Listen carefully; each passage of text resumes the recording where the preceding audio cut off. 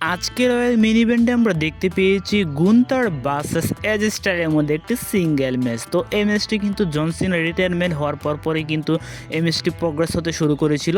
তো এই ম্যাচটি কিন্তু আজকে ফাইনালি আমরা রয়্যাল এপিসোডে মিনি ইভেন্টে দেখতে পেয়েছি। তো আজকের ম্যাচটিতে আমরা দেখতে পেয়েছি এজ স্টাইল কিন্তু খুব ভালোভাবে গুন্তারকে টেক ওভার করতে থাকে, কিন্তু শেষ পর্যন্ত আমরা দেখতে পেয়েছি গুন্তারের কাছ থেকে কিন্তু এজ স্টাইল ম্যাচটিতে হারতে বসে। তো গুন্তার ম্যাচটিতে জয়লাভ করতে সক্ষম হয়ে যায়।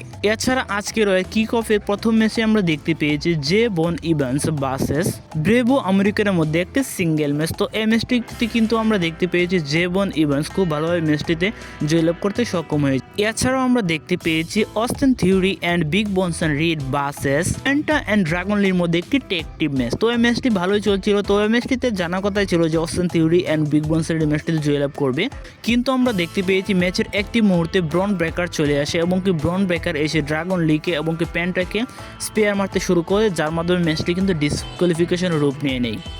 এছাড়া আমরা দেখতে পেয়েছি ব্রন ব্রেকার কিন্তু আজকে অ্যাডাম পেজকে আক্রমণ করে দিয়েছিল রিংয়ের মধ্যে, এবং কি তখন আমরা ব্যাক স্টেজে দেখতে পাই যে অ্যাডাম পেয়ার্স কিন্তু ব্রন বেকারকে সাসপেন্ড করে দেয় রয়্যাল এপিসোডগুলো থেকে।